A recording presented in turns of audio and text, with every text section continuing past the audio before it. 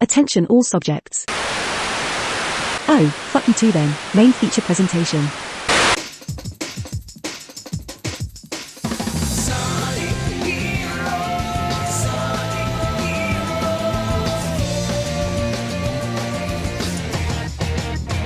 Woo! Sonic Heroes, baby! A fast-paced action-adventure platforming game with the world's fastest hedgehog turned movie star, Chernobyl Fox, Red Thing, and 3 other teams of furries. Produced by one of my favourite game developers, Sega! And internal team, Team Sonic. The game was released to the world on December 30th, 2003. Yep, on said date this year, this game is 20 years old.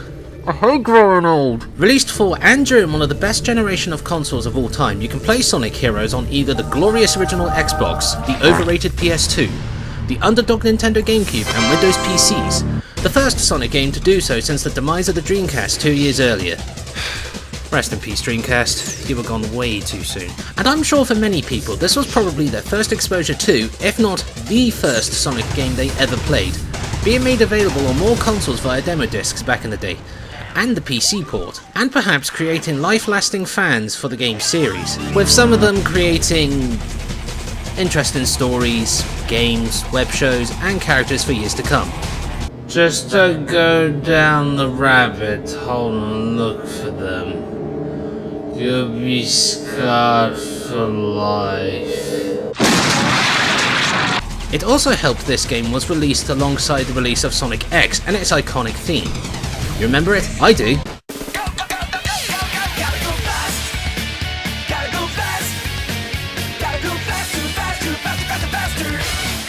I remember one episode where Amy was possessed and gave us this thing. Quaint. And returning from our little nostalgia trip for a sec, as another departure from the Dreamcast days, excluding Sonic Adventures 2, a terrible game, Sonic Heroes returns to a fast-paced linear platforming game of the classic Sega Mega Drive games of the past. And it would remain that way, excluding Sonic and Sega All-Stars Racing Transformed, a great kart racing game, until recently. And upon release of this game, it received an overwhelming rating of... alright I guess. But why, you wonder? Well, I'm sure some of you knows anyways. But for those who never played it, I'll tell you soon. Let's just say, because it brings back memories of the good old days, doesn't mean it'll be the same when you return to the game sometime later. And before you lot ask, yes, I'm playing the PC port of Sonic Heroes, though it is not for sale on Steam nor GOG. Yep, and kinda sadly, and because of licensing rights between EA and Sega, this is now abandonedware. But also, yep, this game is entirely free and available to download from abandonware.com. And now, with the game installed and ready, let's get it on and see the dead soulless eyes of Big the Cat. Die, die, then die again in a game that may as well rival Dark Souls in terms of difficulty. And finally, Rouge the Bat, that's it. So let us all dive into Sonic Heroes.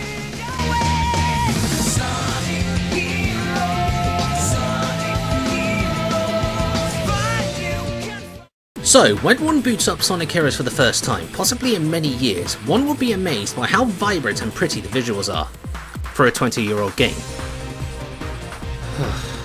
While still retaining its Dreamcast-esque visuals, Sonic Heroes is the first game of the series to use the once very popular and pioneering renderware engine created by Criterion. Sega's first use of a non-in-house engine and collaboration with another studio after the Dreamcast's demise. Hence its cross-platform launch on various other systems. And also why this game is now abandonedware. And before your eyes, the colours. The many colours, so elegant, vivid and pleasingly childish to the eyes, gives each level you traverse a sense of place, identity and surprisingly never being truly drab or dull, regardless of how industrial the levels and setting may be. And with 15 levels split between 7 chapters and a few boss and team fights and bonus levels, you will traverse, jump, platform, flee, machine murder and die in many iconic stages that all began here. You'll feast your eyes on the warm summer abode of Seaside Hills, the hubbub and metropolitan buzz of Grand Metropolis, the bliss, bright lights and potential sieges of Casino Park, the brown of rocks and the steel arteries of industry in Rail Canyon, the almost alien yet malaria-ridden Garden of Eden at Frog Forest, the comically gothic-inspired hang castle before attacking the heart of the enemy of Eggman's fleet and fortress. Then you have the bonus levels that look like you're racing through a lava lamp and collecting colourful balls. Take that for what you will. And like the theme designs of each level, the levels themselves are well made, with multiple ways of traversal, with added paths, shortcuts to cut down your time, level secrets to increase your lives, a couple of puzzles, especially with Team Chaotix, and character-specific paths. With all this and the high-speed gameplay, these levels are pretty crisp, stable with 60 FPS since I'm playing this on PC, and this adds to the fun factor. Yet, it also adds a sense of tension as you make sure you don't get yourself killed due to the terrain and the bullshit inertia, which I will talk about later on, as you blitz through each level. The background levels are not so good, however. They are massive JPEG images and really haven't survived the transition to modern PCs very well. Stretched to break-in and incredibly pixelated, this is the more standout of the game's graphics, for all the wrong reasons. The character models are also well made, and they have come a long way since Sonic first transitions to 3D. No longer do the characters dislocate their entire face when they talk, nor have a stroke as well. The character visuals truly scream early 2000s, when since either in CG or the in-game graphics, the visuals are crisp, vibrant with lively colours that coexist with the equally beautiful levels. And that overall appearance still manages to maintain the old Dreamcast graphical appearance. You know, since the Dreamcast passed away 2 years earlier. Something of a nice homage, I think. Regardless either that is the case or not, there is something about the visuals that just makes the Warlord smile. Same with the Nintendo 64 visuals, regardless on how far we have come since that time. This kind of graphical appearance never ceases to make the Warlord smile, until the glitches and the nightmare fuel keep being noticed. Don't worry about them, just keep moving. To say this game is stable is what we up echelons of society subtly call bullshit, and it really is no secret that the 3D Sonic games since their first inception have been known to be very, well, a visual catastrophe at worst, or a chuckle fest at best. These glitches can make or break the game, either providing comedy moments like sinking through the ground, in the tutorial stage, to moments that seem cheap and can screw you over and just make you want to scream bullshit at the monitor. Floating bad guys, your allies caught in the rapture, sinking through the scenery, broken animations that look more out of place compared to the many other glitches, no animations. This isn't the end! Broken team formations. Holy the fuck! Team members shooting off the map in a desperate bid to escape this nightmare. But overall, the visuals are that of a rough diamond. It's pretty, very pretty in some aspects. But when the cracks begin to emerge, it ruins and falters the overall quality. Now that that's out of the way, let's move on to the sound. The soundscape is, well, a mixed bag. Some elements of the sound are simply timeless and would be used again in future games. Yet there are others that are just simply terrible. Just good fucking gods. Guess it adds to the charm. It's cool they still use the many classical sound effects from the side-scrolling games, the metallic ping of collecting rings, then losing them in a distressing tone as they fly out of your pockets. The springiness of the launch pads always makes me smile and wish to get a trampoline with the sound effect.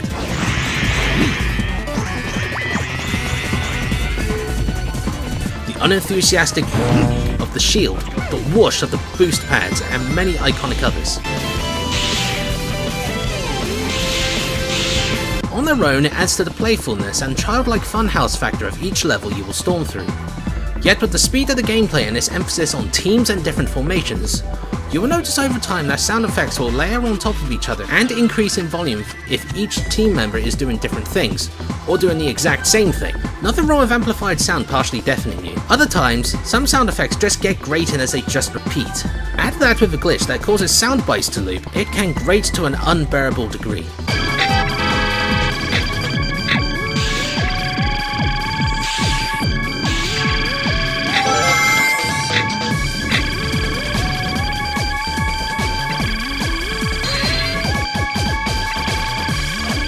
Oh, and the team fights. Good fucking gods. You put up a good fight.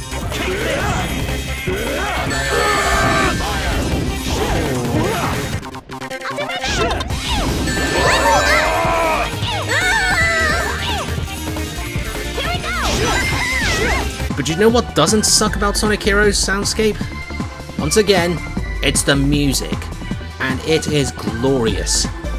To add more to this, it also provides that someone within Sega has the know-how on who to choose to orchestrate the official soundtrack, and just has a general good taste in music overall. Composed by Yun Senue and Tomoya Otani, and alongside Senue's personal rock band Crush 40, the soundtrack uses a mixture of very Japanese-inspired rock with those overuses of guitar riffs, techno and remixes, and theme-inspired tracks that audibly adds character to the levels. With the extremely energetic music mixed with the many sound effects of the levels you will blitz through, the music increases the intensity as it is paired up with the high speed and colourful gameplay.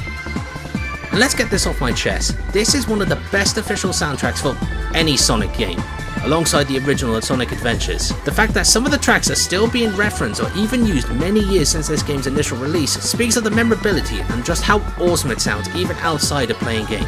There are so many good examples. How could anyone forget the theme of Seaside Hills, a nostalgia-driven track people first heard when they played the demo back in the day, as well as the fact this may be the song of Sonic Heroes, besides the theme itself.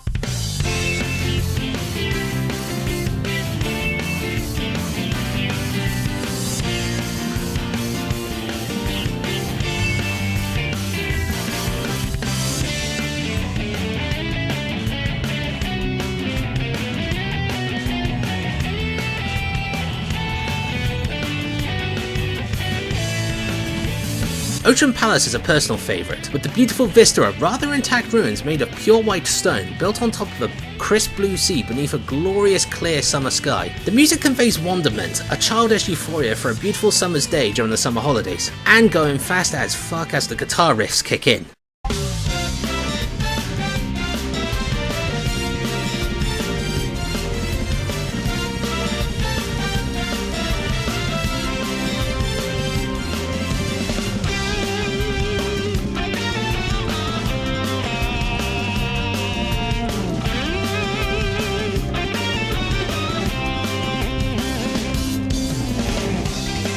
Bullet Station is no nonsense. There is a sense of urgency, a badassery as a team of 3 furries destroy a base of mechanoids using artillery batteries and supply trains by simply using the power of friendship and rare minerals.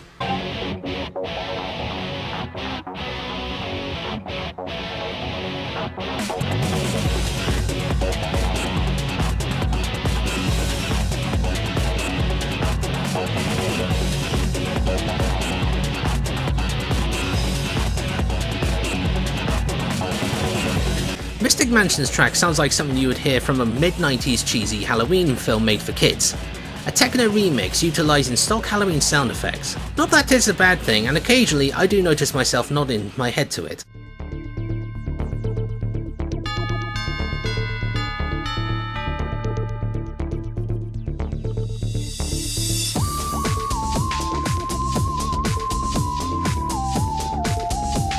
Then there's Egg Fleet.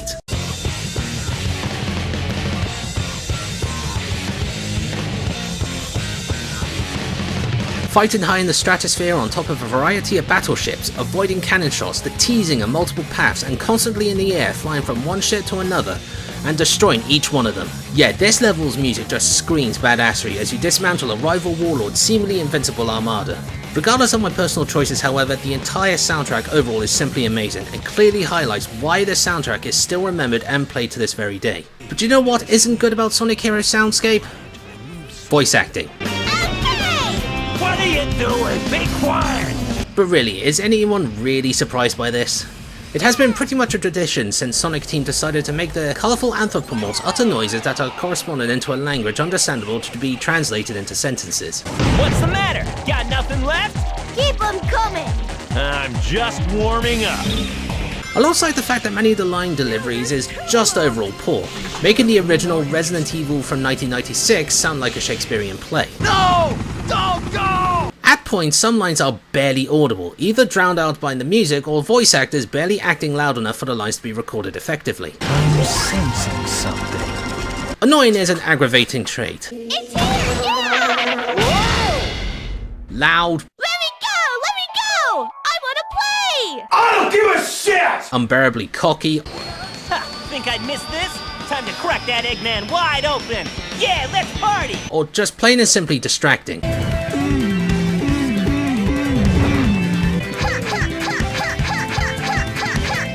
One-dimensional is another description of Sonic Heroes voice acting. Each character you'll play has a certain trait, so it's transplanted and characterizes their own voices. I want to try soggy and go fishy. I smell soggy. Eggman's robots are taking control of everything. You guys don't fool me. I know what you're after. Better stay out of my way. Yeah, anytime now. All right. You will grow to hate the many sound bites you will hear spouted from the various protagonists. So overall, the soundscape is very mixed and bizarre. When things are at their worst, it truly is horrible. Shitty voice acting with all of its issues, constant overlay of sound effects that drowns out everything else, especially during the team battles, holy shit. But when the sound is at its best, like the music and the sound effects, it truly is bliss for the ears. Yeah, I'll be listening to this game's OST when all this is done. Anyways, now that the sound is out of the way, let's talk gameplay. So, when it comes to the gameplay aspect of this game, well, the best way to describe it is that it is 1. Easy to learn, yet hard to master, and 2. The game will work, until it doesn't want to anymore. And as you can see on screen, gone is the gameplay formula of Sonic Adventure's hub levels, different minigames, and dislocating faces. Returning in its place is a 3D rendition of the classic Sonic gameplay formula. The simple racing from point A to point B. 3 out of the 4 teams follow this little formula, but there is a little difference between each of them. Team Sonic played in the original formula, using your team members to overcome each different obstacle. Team Dark is near enough the same, except the levels are longer, the enemies are tougher, and the players need to use certain abilities more liberally to succeed. Team Rose is easier as the levels are shorter, thus easier to get a higher grade, and the enemies and secrets are more forgiving. And Team Chaotix is more objective focused, from collecting objects to reaching the end of a level without being detected by the enemy. This is the most unique of the game, but after a while it gets very boring and repetitive as each level loops upon itself until completion. Fuck you, kid, you're a dick! But sprinkled in between is the boss battles between Robotnik and the team battles. The boss battle also follows the old Sonic gameplay formula. Dodging Eggman's attacks, watching for patterns as you chase his airship or bird-shaped VTOL craft or mech, disable his weapons, then land a killing blow. They're okay to do.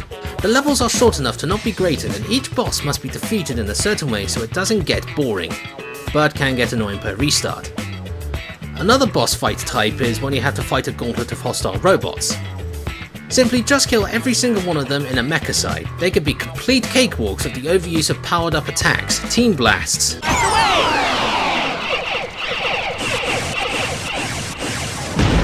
Not bad! Well, except one of the Team Chaotix levels where there is one section where you have to shoot your team members across to kill the flying robots using a cannon. So many retries to get that right. When I thought that was bad, there's the team battles. They are horrendous. It is a cacophony of screaming, bad J-rock, and characters doing their attacks, whilst also giving you tips on how to do certain things. Level up!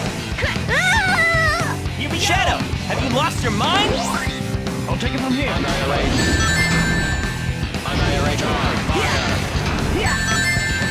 I'll take it from here. Who are those guys? And how do they... There is no room to evaluate the situation, nor room to breathe.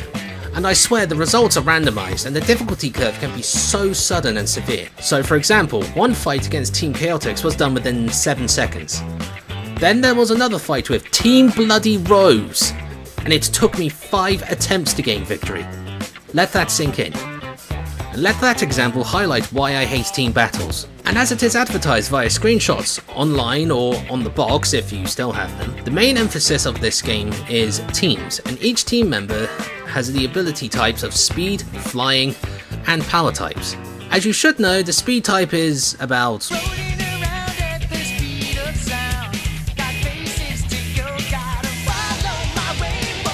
Yeah, you sprint across each level in near sonic speeds, and on occasions fall to your death due to the inertia of the controls, more on that later. But going fast is not everything for speed characters, as they also need ways to defend themselves. All of them have attacks and abilities that could be more than useful in combat or platforming situations. Besides going fast, the speed types have a variation of the Cyclone attack, conjuring a mini cyclone and that throws enemies into the air and crashing them into the ground. There is also wall jumping, useful for clearing large gaps if no pathway is there. And the famous homing attack. Press jump, then jump again, and spaz the fuck out on your enemies. Unless it shoots you off the edge of a nearby cliff. Get moving. barricade. Damn it! The power types are self-explanatory. They attack and destroy everything in their way with their strong attacks. From robots to secret passageways leading to treasures, the power types also have variations of triangle jump to help float from conveniently placed fans to help levitate your team to potential new pathways or hidden treasures. And finally, you have the flying type.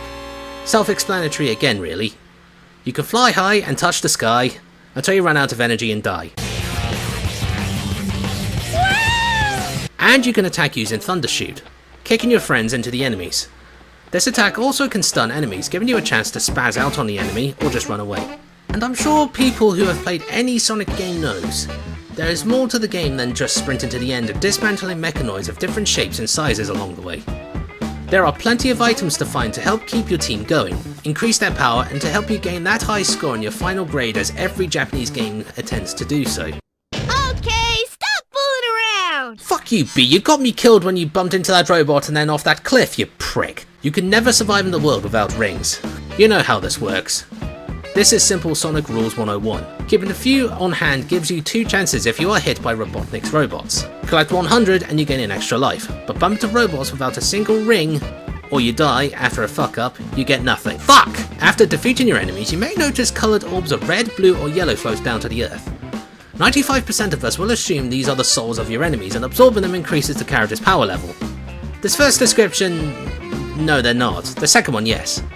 These are power cores and they increase the power of your character's attacks.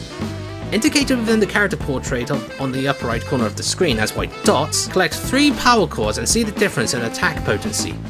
Speed types have their jump tornadoes, pick up more enemies and can one-hit kill them. Flying types increases their Thunder Shoot's power and can one-hit kill them. Power types have an obvious visual upgrade, upgrading their power and their attacks become more colourful with different elements. Knuckles' downward punch has a more larger shockwave.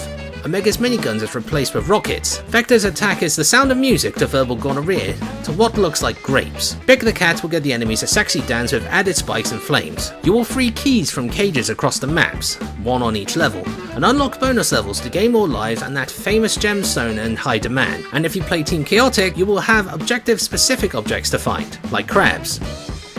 Giggle all you want. But as an overall package, the game is simple to understand yet difficult to master. But this is a 3D Sonic game, so you know what this brings. Best described in haiku. Twin-tailed fox falls through. Formations undone creates laughs. Team battles suck. Great haiku, innit?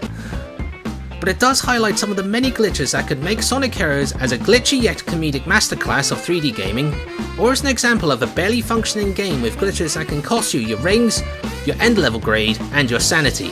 You may notice as you run around the landscape, the characters won't stop instantly as their inertia from your last movements still carry for a few seconds.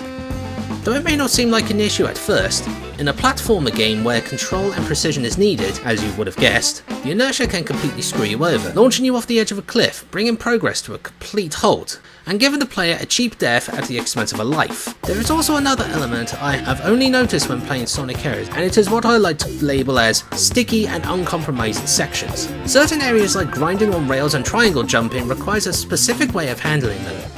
You can't just jump off to cancel it. If you try, you'll just get launched off the rail and sent to your death. Or if you triangle jump, you'll just launch from one wall to the other and keep launching against other sides of the wall until you have to change team member. Switching characters resets your character to the ground, but in that blind panic of trying to get off, it's damn right irritating. And to add to this dissection of Sonic Heroes gameplay, grabbing certain items like switches and ropes is a little twitchy and requires a little bit of aiming to take hold as the characters move way too quickly for precise aiming. So it is one of the few times that slowing down is advisable. Hit detection isn't as glitchy per se, but just personally annoying.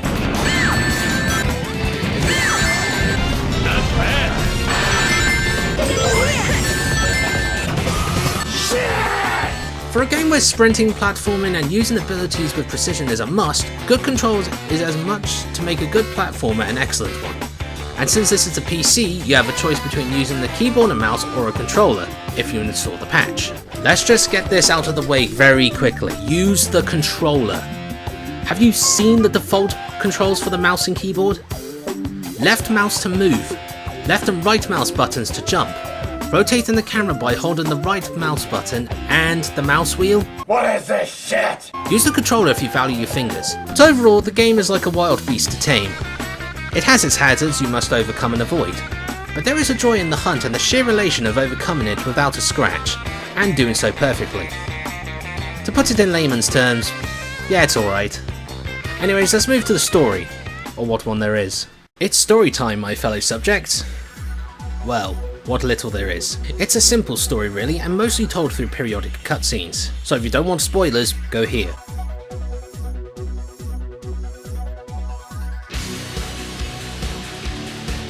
The cutscenes in the beginning shows the main reasons and motivations for why the teams formed and what causes them to adventure in this adventure. Team Sonic receives a weirdly written letter by Dr. Robotnik, starting and ending in a rather formal matter only for it to ramble about Eggman's plans. Threatening to invade the world in 3 days, this threat convinces Sonic and Co. to challenge the Warmonger and stop him again. What are we gonna do, Sonic? No worries. We've got this one. Ha! Think I'd miss this? Time to crack that Eggman wide open! Yeah, let's party! Elsewhere, Rouge the Bat infiltrates one of Robotnik's bases and discovers Shadow in stasis and E123 Omega locked away. After a little altercation which involves some spent bullets, the three form an alliance of convenience, with Rouge wanting treasure, Omega wanting revenge for being abandoned, and Shadow, suffering from the common trope of the 2000s of amnesia, wants to fight Robotnik and discover more about himself. Now you two make up so we can start looking for Eggman together. Oh yeah, baby, this makes us a team. On a beach someplace else, Amy decides to help everyone's favourite, Big the Cat, and Cream find both Froggy and Tricola Chow, for they are missing because plot. Hey, you guys, cheer up! You know we'll find them! No time to waste just standing here! Come on, let's get going! Okay. And finally, the Chaotix Detective Agency receives a lucrative contract from a mysterious client communicating through a walkie-talkie, and they will receive said reward if they perform a series of tasks to prove themselves. Bit cheeky of the client. Besides, you know our policy. We never turn down work that pays. Yeah, you know our policy! Come on, boys. Let's go. Yes, sir! Roger. The four teams chase down Eggman through various zones, crossing paths with each other at several points until they all end up on the Egg Fleet. Meanwhile, Rouge discovers an armada of shadow androids, wondering if their shadow is just one of them too. The Chaotix end up rescuing their mystery client, who is none other than Eggman himself. There you are, you mustache moron. He's the one, right? Mustache moron? I'm the world's greatest... Take him out, quickly. Well, duh. He reveals that he was locked up and betrayed by Metal Sonic, now going by Neo Metal Sonic, and adopted the guise of Eggman and control of the Egg Fleet to prove himself superior to Sonic. Using the data he collected from observing all the teams in action, he transforms into the ultimate state, the Metal Overlord. Using the power of the Chaos Emeralds all the teams have collected, the bonus levels, they work together to take down Metal, which Sonic turned Super, accompanied by Tails and Knuckles, to defeat them. After Metal Sonic reverts to his original form, Sonic and everyone else go their separate ways, while the Chaotix team chase after Eggman to pay them. And that's the story. 412 words discussing the main plot. It's nothing to write about. It's corny and weird, yet it fits with a Saturday morning cartoon kind of plot. If you think of it that way, it's enjoyable as you'll spend more time focusing on the gameplay. Not more to say really, let's wrap this up. And with that was my latest conquest of Sonic Heroes. And I'll be honest, I have never been so conflicted with a game than this one. This was my first Sonic game, and the nostalgia is strong with this one after having not played this game in quite a few years. The visuals look great with its vibrant colours and amazing stage designs. The music is top notch and straight banging to listen to, as to be expected with any of Sega's games. But the gameplay, although at first fun, gets confounded by the glitches that can throw your progression off as well as yourself off a nearby cliff. And they can get infuriating or monotonous, looking at Tune Team battles and bonus levels. And Chaotix levels. And the story is not even that important to even mention, so I'm not going to talk any more about the story. So do I recommend it? I won't recommend it, but definitely take a look, especially on PC since it is pretty much free, and I'm sure the nostalgia factor will draw many people in, but be prepared for that to dissipate quickly, and as the difficulty spikes throw spanners into the works. So there you have it. Thank you for your patience and stay tuned for the next broadcast. Next game is one of the odd children of the Tom Clancy's game series. I may have mentioned it before in the past, but what one is it? Stay tuned and find out. Until next time, this is the Warlord signing out. If you just